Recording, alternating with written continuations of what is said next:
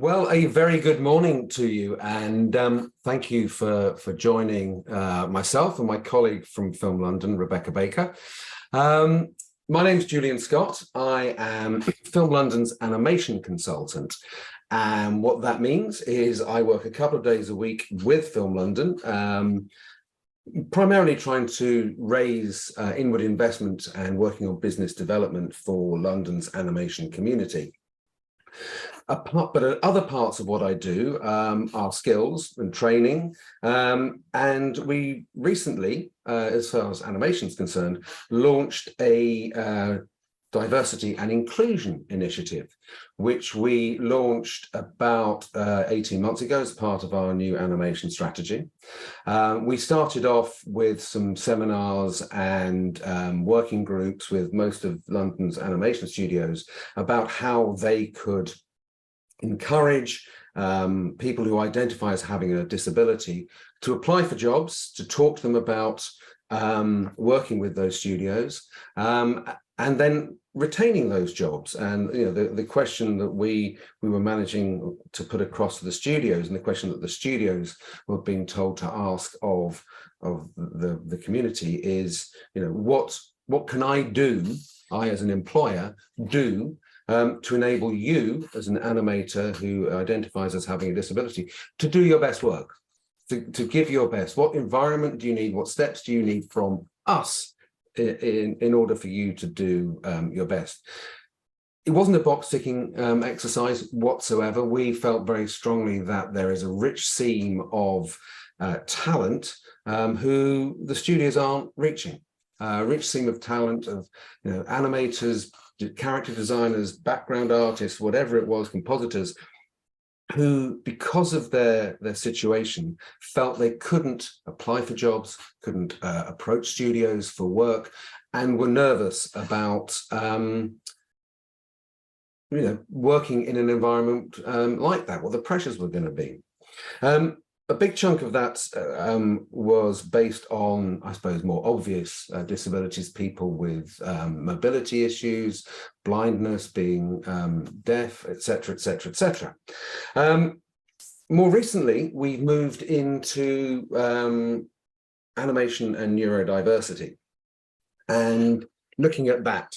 And as you can see, today, there's Rebecca and myself. And thereby, I think, hangs a little bit of a tale.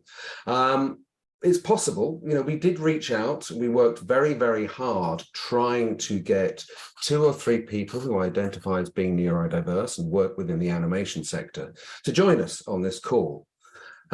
It's been a bit of a struggle, to be honest with you, to find people or convince people that this would be a good environment or an interesting environment to give neurodiverse people a voice, a place where they could reach out and say, I want to work in animation. I don't feel I can because I have these challenges in my life. Or they say, I've had a job at an animation studio. It didn't work out because the studio didn't really understand my individual needs. And before I talk to Rebecca and ask Rebecca to say a little bit more about the Equal Access Network at Film London and how relevant that is to disability and inclusion and diversity in general, but Rebecca and I will also talk a little bit about neurodiversity and things that she's discovered with her work. Isn't necessarily specifically related to animation, but I think it does have a bearing on animation. So I want to tell you a tale of how I screwed up. About 3 weeks ago, I was doing, or Film London was hosting a delegation from Miami. And the delegation included a fairly high-ranking official from Florida who was very interested in animation training, specifically for people who are neurodiverse. I reached out through Festivus and various other groups and organizations to try and find some people who were prepared to come in to a meeting room in London and have a face-to-face conversation. failed quite miserably, partly because I'm not neurodiverse. I've tried very hard to understand what it must be like, but I didn't understand fully. And what occurred was I did find somebody, a lady who was prepared to talk. She wasn't prepared to do public speaking because she found that extremely difficult to cope with. We had a couple of Zooms, just the two of us, to sort of in the preliminary stages, just having this meeting with the Miami delegation, during which she seemed very positive and very keen. She's a big advocate for neurodiversity within animation. She runs a studio which generally hires neurodiverse talent. So anyway, myself and a colleague started to piece this together. We started sending her information, as I suppose we would give anybody who is not neurodiverse information about the event, who's coming, what their background is, what time they're expected to be there, what's going to happen. I think over a period of about 4 days, to an extent that we completely freaked her out. I think in our desire to help, our naive desire to help her feel more comfortable with what we are asking her to do, I think we made the situation, well, I know we made the situation far, far worse than it was in the beginning. It got to the point where she sent me an email. She said, "I'm really, really sorry, Julian. I don't think I can do this. What you're asking of me is more than I can do." So she said she wouldn't do it. My instant reaction, again, naively, you'd think I'd have learned by now, because she had explained to me that she didn't like to do telephone calls because she found it very difficult to cope with when she couldn't see the person she was talking to. What did I do? I said, "Don't worry, I'll give you a quick call, we'll figure it all out." And that, to be honest with you, was a nail in the coffin, I think. So she actually sent me an email, which I've kept, because it basically said, "How many times have I told you I do not do phone calls? Have you learned nothing?" Simple truth was, I had learned nothing. So what we ended up doing, I did end up reaching back out to her. I gave her some time to sort of, move on, get over my stupidity. And I gave her a couple of suggestions. I said, "Look, I think it's so important. You're the ideal person to be talking to us. And the people who are coming over genuinely want to know how they can, encourage in their own country, neurodiverse animators into the animation economy." So I said to her, "I've got a couple of suggestions which might work." What we ended up doing, I said you could do a pre-recorded piece. So that would be that. The other suggestion I said was, how about, seeing as you and I have got on so well on Zoom, how about you and I have a Zoom? Just the two of us. I'll be honest with you, I will be talking to you with a blurred background like this in a room, and there will be 10 or 15 other people in the room. You are not going to be able to see them. They're not going to talk. They will, on a bigger screen, which you can't see, be able to see exactly what you guys in the audience can see now. It'll just be a conversation between the two of us. And these are the sort of questions I want to ask you.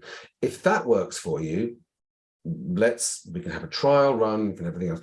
But I want to be able to give you the facility to have a voice, to talk about what it's been like, what you've learned, what your plans are, what advice you would give to anybody else, but in an environment that you can do that safely, confidently, and productively.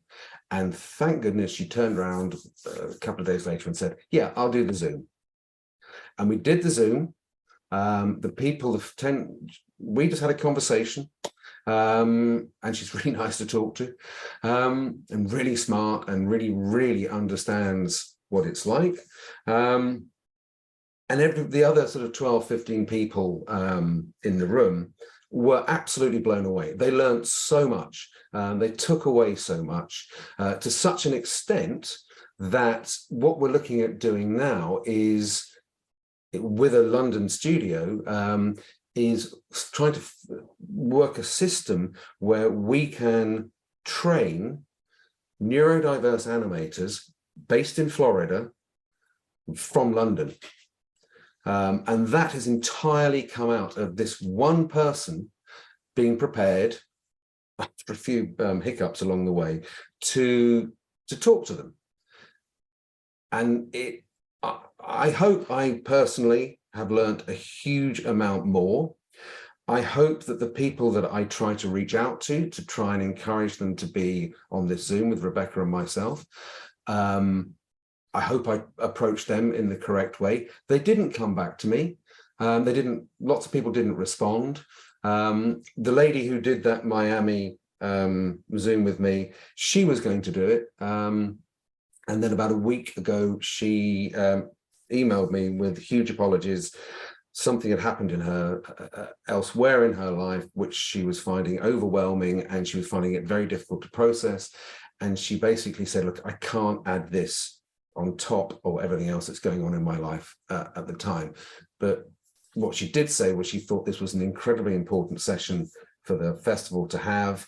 Once she was back on her feet and had some time, she wanted to do some more work with Film London on this. So I'm hoping that I will be able to hook her up with Rebecca, and we'll be able to look at how people who are neurodiverse, animation and the Equal Access Network can work together to try and push this forward. What I am hoping is that there are people out in the audience today who are neurodiverse, who are neurodiverse, and who do want to work in animation and don't know how to do it, or they are neurodiverse and working in animation and finding it a challenge, and want to find ways of solving the challenges that they've got. There is the ability for members of the audience to ask Rebecca and I questions. What I'm hoping we can do is try and find a way to use that audience chat as a bit more of an open forum, more of a town hall meeting. There's one person who's already put a message into the chat, and they've said, I have mild autism, I'm interested in 3D animation, how can I get there? If you don't mind, I'm just going to park that just for a minute, because what I want to do is I want to introduce Rebecca, and I want to let Rebecca speak a bit more about the Equal Access Network, because I think, although that's a very specific question, I think Rebecca can explain how the EAN works, how she and I work together, and how more people, as you post stuff into the chat, can use the EAN or ask me and I can speak to the EAN about how you can get into animation if you are neurodiverse. Anyway, I have talked for 40 minutes, which is way longer than I expected. So, Rebecca, welcome to this webinar. Thank you for joining us on a Sunday morning at 10 o'clock. Over to you. Tell us a bit more about yourself and EAN. Yeah, thank you. Hi, listen, I'm grateful for being invited to be part of the conversation. I think it's a very important conversation. And obviously I went through a lot of that experience with you at the recent presentation that we did. And before I go into what the EAN is and what we're looking to do to support disability and neurodiversity, I would add, I think what really poignant learning occurred when we were doing previous presentations is that we want to and we need to engage with creatives that are working in the industry despite having disability or neurodiversity, but we need to perhaps we need some to do more learning and understanding to do so. And what we discovered is they may never be public speakers. They may choose not to be in that forum. which is even more of a responsibility for us, I think, Julian, to become their advocates and their representatives and to understand how we can best support them. So they can be great creatives, they can be great writers, they can be great animators, they can be huge advocates for change in the industry.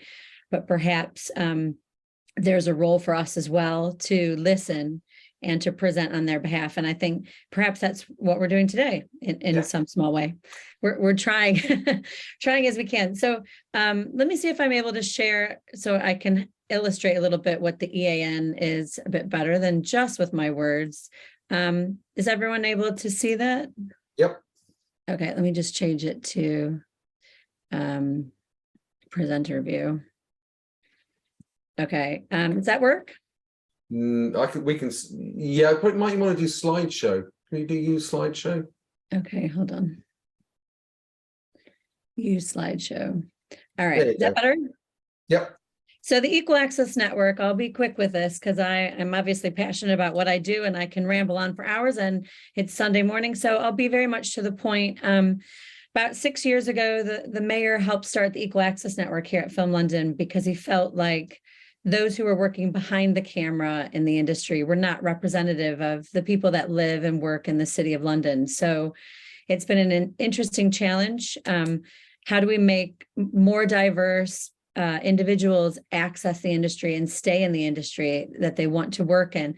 And obviously in the last few years, we've understood that means a huge challenge in respect to disability.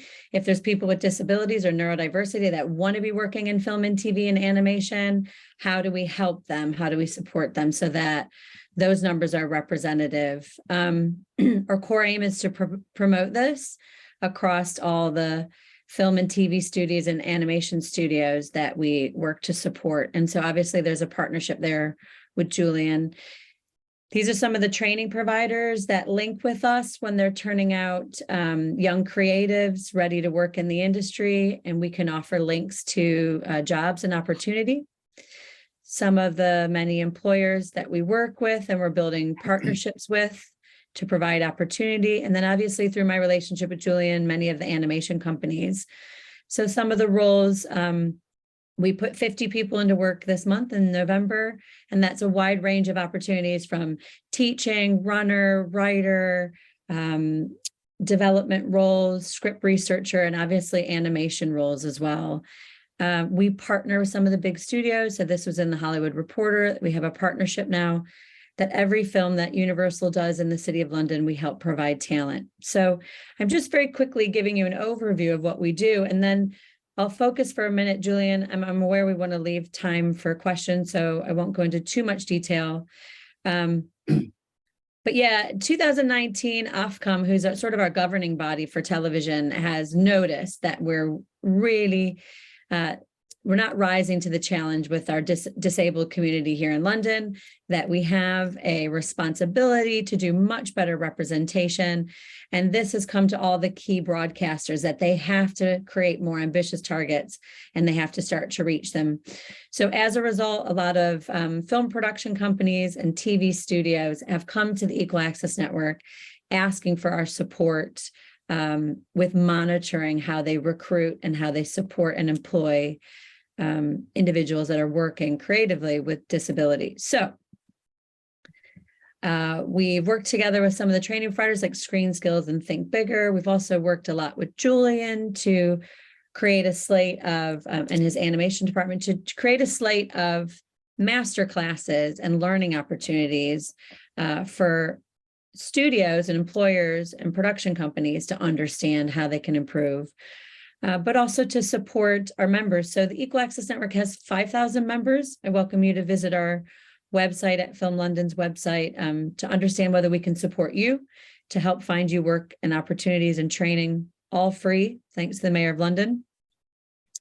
This is a recent masterclass that Julian and I did. It was challenging for us to learn to work in a different way because we had participants that were hearing impaired or visually impaired or had neurodiversity, and yet we wanted them to give them a platform to speak and share their experience. But we learned, Julian, didn't we, that we have to sort of adapt our approach, and also the medium that we're using. Is Zoom good enough? Do we need a translator when we work? So we're just, now we've peaked, we've gone over 5,000 members, which again, I said, you're welcome to join the Equal Access Network if you have a look online and you feel like we have support for you that you're interested in. And recently we did a call out to see who's working with neurodiversity, and we had over 200 members reach out. So I could share some of their experiences, Julian, but then you might have a different angle. I mean, no, go ahead. I mean, I think it'd be very useful. I mean, this looks fascinating. Okay, great. So from our 5,000 members and those who reached out, obviously, like we said, many did not want to speak publicly. Many did not want to get on the phone or even have an email conversation about their condition. But obviously, they appreciated that we were asking the question because, 200 identified themselves as benefiting, potentially being interested in this level of support. So I did manage to get on the phone with a handful of our members that were working in the industry already with either autism, dyspraxia, dyslexia, ADHD, and epilepsy. Among them was a director, production coordinator, a writer, an editor, and a VFX artist. So I'm sure, as Julian said, we're focusing also on animation going forward and how we can specifically support those creatives. And I think the reason why that has its own singular focus is because, Julian, haven't we discovered that it seems to be a pocket within the industry that really does support already neurodiversity? In some ways, those who are working with this level of neurodiversity tend to be very creative. They tend to work independently. And so artistic roles like animators, particularly freehand artists, or it seems an obvious link. Whereas we're finding with the 5,000 I support that work in a range of roles in film and TV and animation and games, there's certain areas within the industry that seem to be more protective of those with neurodiversity. And so I found this enlightening. Pre-production and development and writing are safer areas or more supportive areas for those with neurodiversity, and also post-production, so editing, VFX, and obviously animation. And we wanted to look closer. Why is this the case? Why is it more difficult to work on set, for example, than it is to be an independent artist? Why is it more difficult to work in a studio than it is in a writer's room if you have neurodiversity? And this is what we were finding. So we can look at Elias, for example, who I've known for 5 years, but he only told me in the last year that he has neurodiversity. And he basically said to me that everything the Equal Access Network is doing with free training, career coaches, assistants writing CVs, contacting employers, supporting them through the interview process. He said all of those things that the Equal Access Network does is tremendously supportive to individuals with neurodiversity. You just didn't know that I had ADHD. So it's interesting. We talked to him. Can I play his quote? Would that be helpful? Sure. I carry a notebook around with me wherever I go. I write everything down. I have a calendar. I put everything. My short-term memory is really bad as well. Like if you ask me to put me on the spot, I sort of panic. I have a really bad short-term memory. So yeah, all these sort of systems and processes. Everyone's like, "You're so organized, Julius." Wow. But that's because I've found systems through trial and error. I presume everyone was able to hear that, I hope. Yeah. So like we said, it's finding a platform that they're able to share their experience. And he was happy. He gave me permission to record our audio interview and share excerpts from it so that we can better understand what his experience has been working in post-production. I carry a note. Oh, sorry.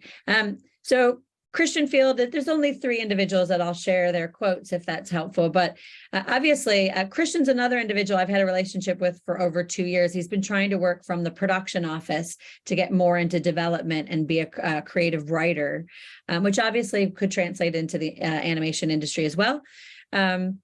He found production coordination and being in the production office challenging, particularly with driving.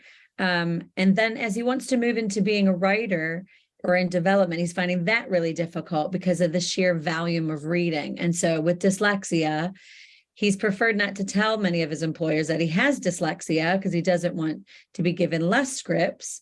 But this is a challenge that he's dealing with if that's the aspect of the industry that he wants to work in. So are you happy to hear from him about his experience? Sure. Okay, great. Yeah, and when you're in a situation where there is such a massive skill shortage and we are clamoring for I don't really think we have the luxury of not making absolutely every piece of accommodation that we can for anyone who's trying to get into the industry. And also, let's face it, we work in the creative sectors. But particularly in the creative departments, the vast majority of us are, in some way neurodiverse. We are the creative people who've got a configuration in their head, which means that we think slightly differently, and that's what brings out such great artistry. I think acknowledging that, accepting that, and working alongside it is really not only the way to start moving forward, but it's also the way to actually get the best out of all of us. So sorry. So I was just going to interrupt you there. Sorry, Rebecca, because we are beginning to get a few questions coming in now from the audience. I won't attribute any of these questions or any of these comments to specific people because I don't think that's fair. But somebody's just mentioned something, and it refers to a term or a phrase that I've just used, and I think it's an absolutely classic case of no matter how hard you try, as somebody who is. I was told once you shouldn't be afraid of using terms, when they're not meant sort of derogatory or critical. I'm trying to navigate my way through this. If you're not from a sector of society or you don't face a particular challenge in your life yourself, it is often quite hard to find that or use language that could be off-putting or maybe seen as derogatory by somebody else. And this is a classic case. As somebody's just put into the chat that language is very important. Absolutely. Neurodiversity is not a condition, which is a word that I use, and it was naivety that made me use that condition. So that word, lesson learned. For someone who is neurodiverse, it is normal. Absolutely, I completely understand what you're saying. It's the social world that makes this normal a disability. Again, I absolutely agree. I would suggest an approach that moves away from the medical model of conditions. I think that is such an important thing to say. I really, really do. Because what I think people who don't face those challenges, who don't identify with having a disability, is, I suppose they do pigeonhole people who are, and they do. I suppose you do have this tendency, if you're not careful, to see them as not normal. And I don't mean, again, I really, really don't mean that in a derogatory way. But I think that, yeah, if you are neurodiverse, that is normal for you. Of course it is. I completely understand that. But Julian, I think it's partly why we're having this conversation as well. It's like, I've just found out in the last few months that my daughter has ADHD and a sensory processing. It's not a condition, it's her way she processes information. But myself, even as a loving mother, I'm struggling to find the right words or the right individuals to speak to understand how to best support her. So I think it's part of our learning to understand better vocabulary to use, but I just don't want it to stop the conversation, as you say, because in search of the best ways to support and the best ways to describe, I think we have to persevere, and we will make mistakes because, like you said, it's not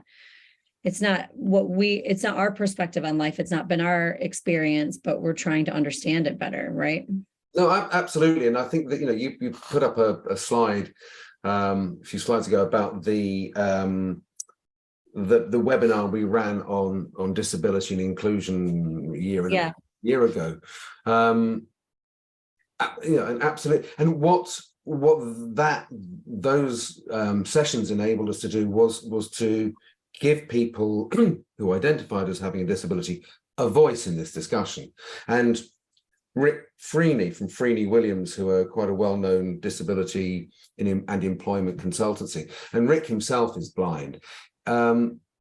Just by having conversations with him in the run up to the seminars and things, taught me a huge amount. And if you know, the people who are there, the studios, the employers, you, me, all the people who are, you know, want to enable people who are neurodiverse to enter into the animation sector and work within the animation sector. We need people to be honest with you, to say things like, you know, don't use the word condition. Yeah, absolutely. And I think we're realizing this, we're realizing the responsibility, we're realizing the amount of support that we have to start to provide. And I think it's one reason why Film London is stepping up, and they're going to designate a disability lead to work on behalf of the company, to start to do some of the next steps. And one of which, one of the most important things, is educating internally and starting to work with our studios and production companies to help inform and advise them next steps. And part of that is vocabulary and how we engage and how we support. But are you okay for me just to finish? I think I have 3 slides. Carry on. Yeah. Yeah. And then we can open up to more questions. Oh, okay, hold on. So what did we want to do? We wanted to do slideshow. I think it's worth, oh, what have I done? Okay, let me pop through to the end so we don't leave out. I carry. Oh. Yeah. Moritz is who's working as a director, which I think is great. And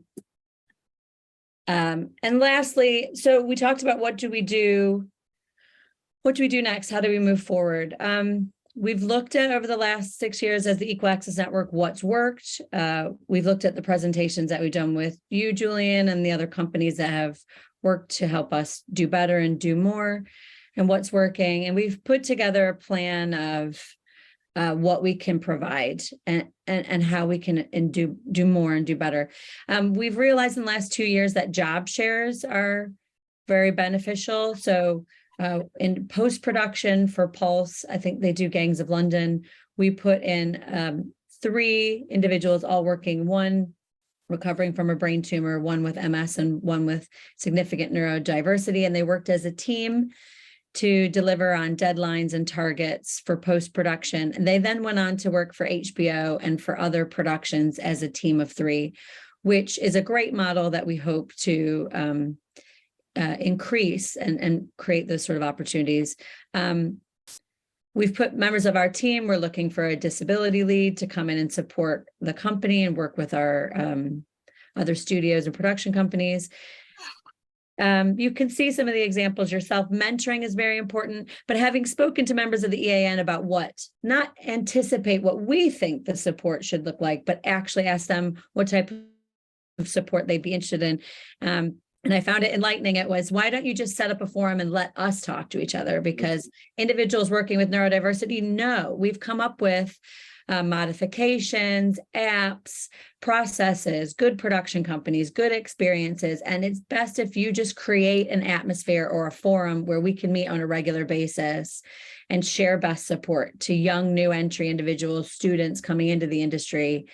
And I'm like, absolutely. Perhaps Julian and I don't know enough to pass on great support and new innovative change.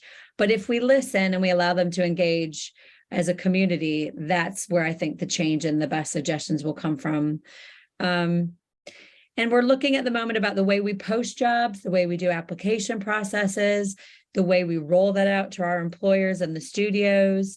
Anything that's really heavy and lengthy and involves a lot of writing and processes and templates is really intimidating, even if you don't have dyslexia or ADHD. So it's trying to modify this. Can we do video applications? Can we be involved in the interview process? Does it have to be on camera? Can they submit an application in a different format? So yeah, we're looking very closely at this. I know Screen Skills has been an industry leader with changing the application process. So we're working with them. Making sure that crews are properly staffed, whether that's in the writer's room, in the post-production, and the animation. team, because if you're understaffed, the amount of pressure you're putting on individuals and the timetables is not fair to anyone, let alone if you have a disability or you're working with neurodiversity. So it's trying to look at the challenges in the industry and in different sectors of the industry. And again, it's only by meeting with individuals who work with these challenges from the industry every day that we can create solutions. So I'll stop sharing there and see what questions our audience might have for us, Julian. Well, that was, we've had a couple of comments, and that last one was about, getting away from the medical model of conditions, which I think is a very, very important one. I mean, going back to, somebody else has just posted here again. Now, that's quite interesting. There seems to be a roadblock where any assistance for neurodiverse people is accessed through tons of forms and paperwork. And how do we overcome this when forms and paperwork are one of my biggest challenges in day-to-day? Simple applications can take me weeks or months. That's a really, really interesting point, because you go on to say that you are very efficient at drawing, sculpting, animation, and ideation. It feels like a strange bottleneck to make admin the most important part of working. Do you have any advice of how to adapt? I can say, I don't think it's down to you to, sorry, Rebecca, I don't think it's down to you to adapt, to be honest with you. I think that's the key thing here. And I would be, you don't have to say who the studios were, but, I would be fascinated to know if that's a very common theme with people out there, that in applying for jobs that, you end up having to complete masses of paperwork.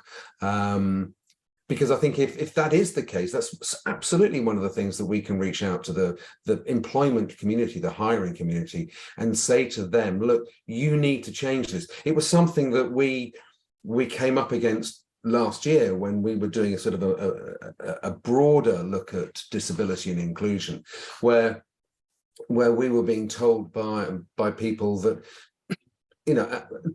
online applications quite often put them off. They weren't worded in a way that made it attractive to them.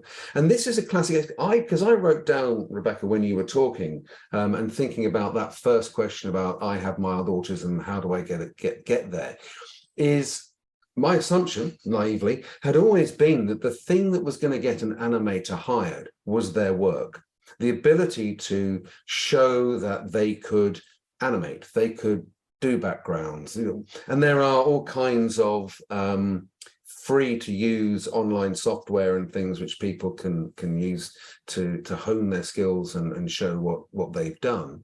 I would have thought that would have been a slam dunk. You send in a CV and an example of the work that you do, and that would be the best way of attracting somebody's attention. But clearly I'm wrong.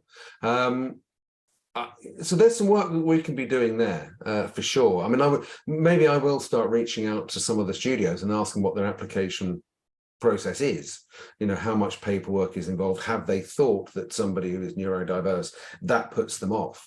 Because exactly what you've just said there.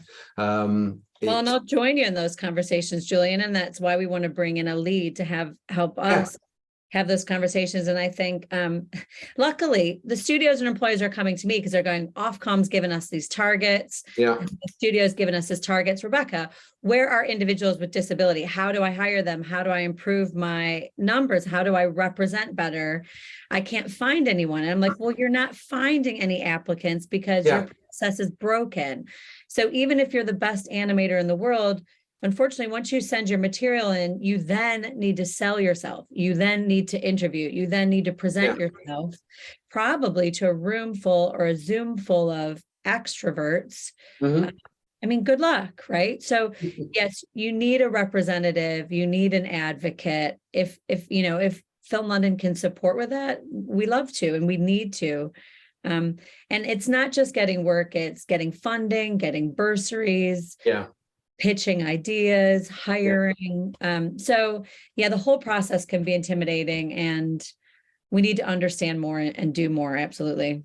I agree. I think the other question I would put out there to our fabulous audience is training.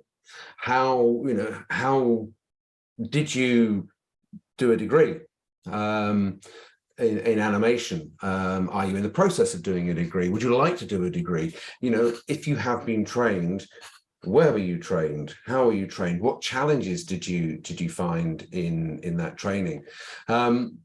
One of the things I thought I might do, just to give poor Rebecca 5 seconds break, is in my exploration of the topic, I came across, I was actually, somebody mentioned to me a training facility, which actually sadly is in California, otherwise they would be on the call today, which is called Exceptional Minds. And they sent me over a video, which I'm going to try and share from my screen, because I think it's only a few minutes, it's well worth looking at. If you can find the funding, you can actually create training environments specifically for people who are neurodiverse and, frankly, animation. So let me see if I can share my screen. So I'll share this. I'll try and make it go full screen somehow, and then I will play it.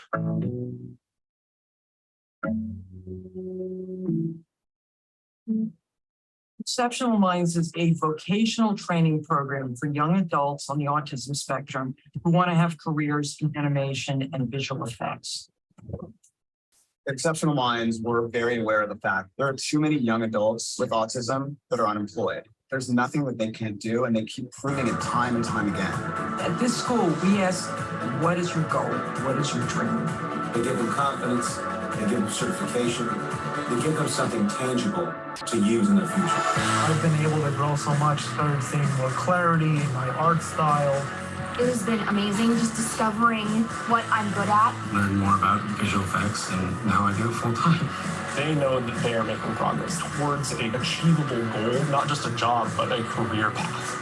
The environment that we're given here is encouraging that creativity, the talent within us. This is where I was going to get the necessary skills to do what I wanted to do. They have so much that is untapped, and we need to explore to find out where their strengths are.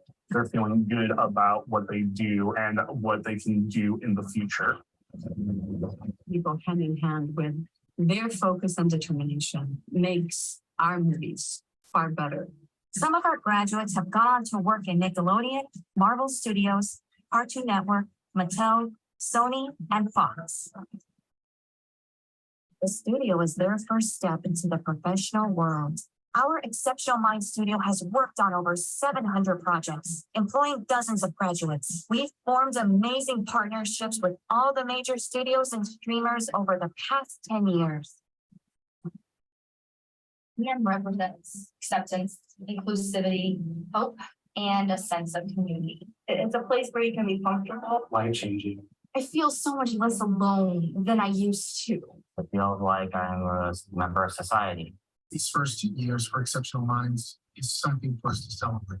Exceptional Minds represents possibility and a reminder never to set limitations on someone. If you can connect people with their dreams, then the magic happens. One dream would be that Exceptional Minds is not only producing visual effects artists and animators, but hopefully directors, producers. We have an opportunity to give to every single student at this school who will actually be able to go out and participate in the dream. Exceptional Minds helped me. You come out with a bunch of friends and some new knowledge. It was some of the best 3 years of my life. It's really been a wondrous experience. It was the best risk that I ever took. So yeah, enjoy it.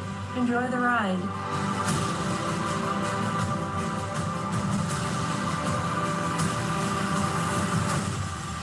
Love to congratulate Exceptional Minds on a decade of impact. Go out there and keep changing the world. The next generation after me is going to be in safe hands, and I look forward to seeing that future.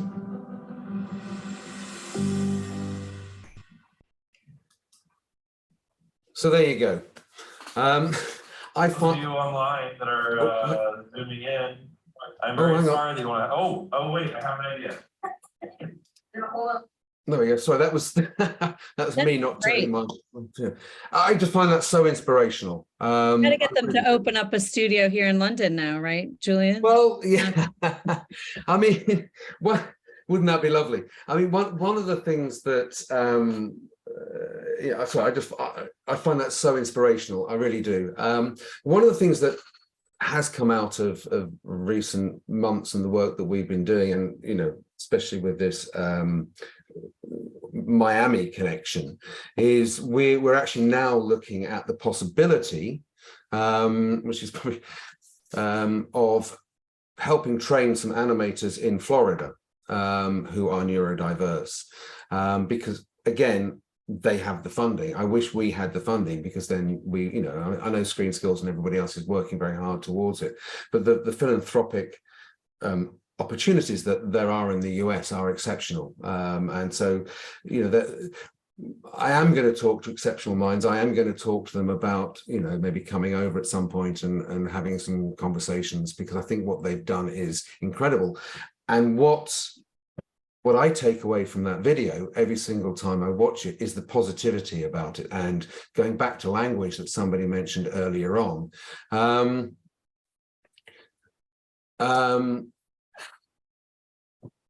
it's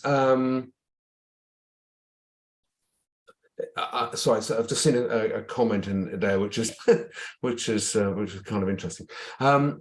So yeah, you know, we are trying to do our bit. It's not going to be on that scale. Somebody just put into the comments that some people are watching together and finding it difficult to follow due to poor signposting of the main points. Apologies. We'll try and do we've got what, 13 minutes left. Maybe we'll try and do a brief recap at the end to try and sort of just you know, sort of distill what it is that Rebecca and I have been talking about. Somebody else has put into a comments here, be interested to hear about accommodating career changes for a lot of late diagnosed folk who are newly pursuing their authentic selves. Rebecca, I know that at one point EAN included return to work. Is that still something? Is that something that's still carrying on? Is that relevant to somebody who's recently diagnosed, do you think? But you're muted. Yeah, it definitely is relevant. I mean, we're supporting individuals in a range of roles within the industry and also points of entry within the industry. So new starters as well as returners. If you've taken a break for parenting or illness or other reasons and you're coming back in, we have programs and funding to support you. If you're mid-level or if you're changing areas of the industry you want to work in, we have programs to support that. And I think when it comes to diagnosis later in life, like I've met with individuals who, like myself, having my daughter assessed and understanding her challenges has made me look at my husband. And I've heard from lots of people working in the industry this is the point where they realize they've been working with mild autism or ADHD throughout their whole careers. And now how does this change? How can they access more support? So there's many individuals in their late 20s, 30s, and 40s who are discovering, wow, I've created all these coping mechanisms to excel or progress in my career despite knowing this support was available. So yeah, that's definitely something we're looking to do as well. Thanks. And there's another very interesting comment that's come in, which is, you know, having spoken about training and stuff like that, it's somebody's just said that actually skills and training is very accessible. That's not the issue. The real difference would be the management of talent people, people who can bridge the gap between the artists, creatives and the industry.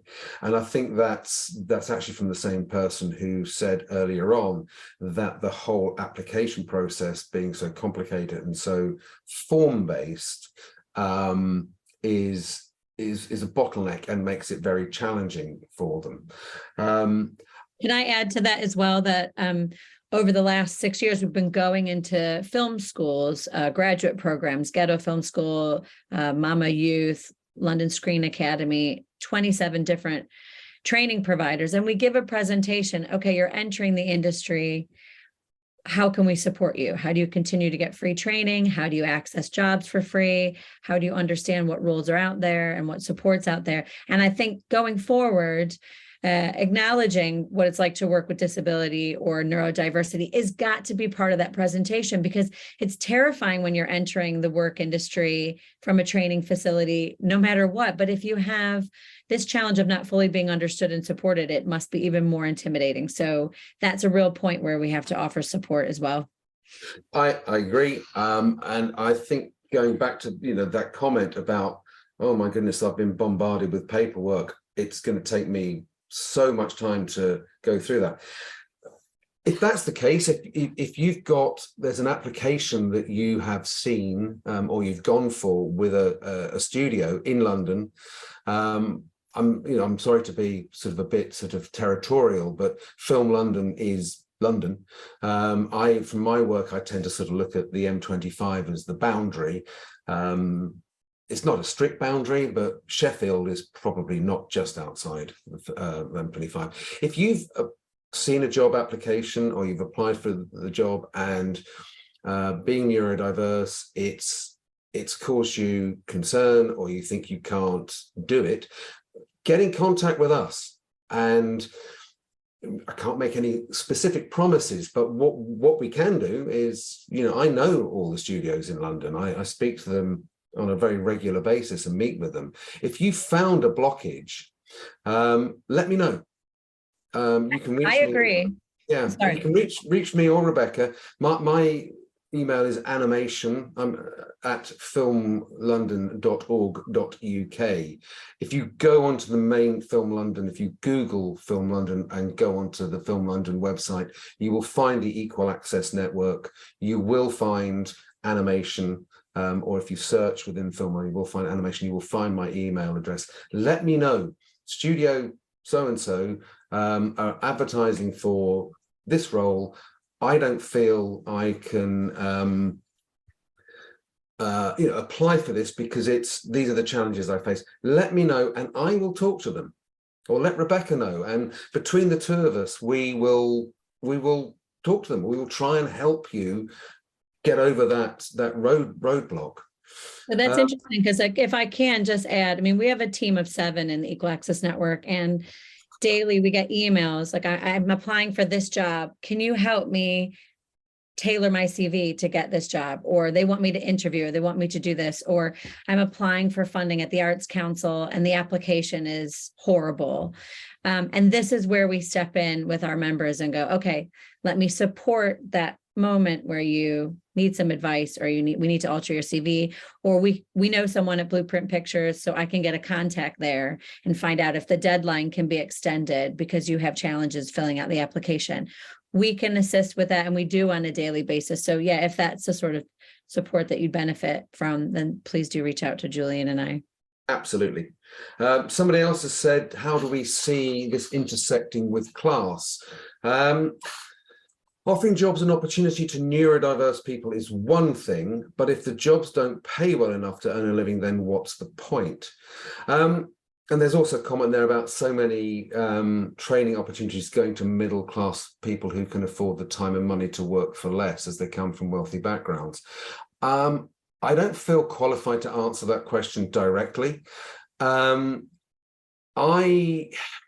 I do know right across this, the board with animation training, there are people from all kinds of socioeconomic backgrounds. And I do know that there are places which will offer unpaid internships for 3 or 6 months in the hope that that will lead to a job in the long term, or people will be taken on in sort of trainee positions which are of a lower wage, again in the hope that after that period of training they will be offered a proper job. I don't know how that intersects. I don't know what the sort of the data is on that. I do know there's an issue. We do a lot of work with Middlesex University in the north of London. Film London has a long-term relationship with them, and I do know that of their animation students as well as their film and production students, when they graduate, they don't come from the kind of background where they can afford to not earn any money for 3 or 6 months. They have to get a job, and they end up, sadly, quite a high percentage of them, I think, not ending up in the roles and the careers that they have trained for because of the lag in getting a job, and because sometimes there's an expectation that they will work for nothing or very little at the outset. I wish I had an answer to that. Again, I think if you're faced with that, let us know. Well, that is sort of the task of the Equal Access Network too, is when we say, why are the diversity numbers low? Why are the disability numbers low in the industry? It's because unless you're able-bodied, middle class, and you can afford to be a freelancer with 3 months gaps or 6 months gap between work, it's very difficult, and training's very expensive. And so, listen, there is hope. It's why all of our training is free. All of our career support is free. We're trying to level the playing field a bit. I often contact training providers and I say, you can't charge $3,000 for this. I've got applicants that can't pay $3,000 for a course. And we find the funding from Screen Skills or the Arts Council so that people can take courses. So don't be put off by the price tag if that's what's putting you off. And just know that we are looking for solutions, and trying to push back at the industry and training providers where we can. Absolutely. And, I would say, I don't have the team that Rebecca has, or the connections and the resources to those kind of support services to try and help you, tackle that. But again, let me know. I'm free. Film London pays me to help the animation community in London, and that's what I'm here to do. We've got, 2 or 3 minutes left now. So I wonder if anybody out there is able to just put into the chat the main thing, the key thing. If maybe Monday morning, not when Rebecca and I get off this call, but maybe Monday morning, if there was one thing you wanted us to do to change the landscape of being neurodiverse and working in the animation sector, what that would be. What's the one thing, or maybe the 2 things, that you would want to see changed, discussed, whatever it is, to try and make this happen? I mean, I would say that, I know there are within studios. I was talking to a studio yesterday about something else. They have a sort of I think it's a WhatsApp group, and they have a sort of a neurodiverse community within their studio. I think, as Rebecca said, there are opportunities. Don't lose hope. There are people out there who can help. The more you delve into this, the more you talk to people like Rebecca and her team or me, the more we can try and help you find these opportunities, get over these roadblocks in applying for jobs, finding potential funding for training, giving you support with CVs and putting a show reel together and all this kind of stuff. But I think the most important thing that you guys can do is, use your voice. And I'm sure you've been using your voice for a long time, but there are more and more people out there who are listening specifically about this area, specifically about the challenges that neurodiverse people face. And my focus is on animation. So please get in touch. If we can't help, we may know somebody who can. And the more information, even if it's anecdotal, I mean, so many of these comments in the chat that people have put in have been so useful. They really have. And the more the discussion goes on, the more that we can engage with the neurodiverse community, the more that we can do. It's what organizations like Film London, Screen Skills, Animation UK are all here to do. They're here to help the community to work. And to go quickly back to that Exceptional Minds video, it's about releasing the talent. That's what's missing. It's the connection between the producers, the studios, and the talent that's out there. And as somebody said, it's like bridging that gap between the artists, creators, and the industry. That's what they have said the main issue is. And however we bridge that gap, it's important. And I think neurodiversity is becoming more and more part of the overall conversation in the animation sector. I know that for a fact. And we need to engage more with that community. You need to try and engage and use us as a resource wherever we can. Rebecca, is there anything, we've run out of time now. Anything else that you want to add? No, I think, yeah, ending on an encouraging note, like you said, because we talked about Miami and California, but there's no reason to get on a plane to go to get the support that we're realizing, like you've always said, London is the headquarters of some of the best and most animation innovation going on in the world right now. So it's a great place to be if you want to work in animation.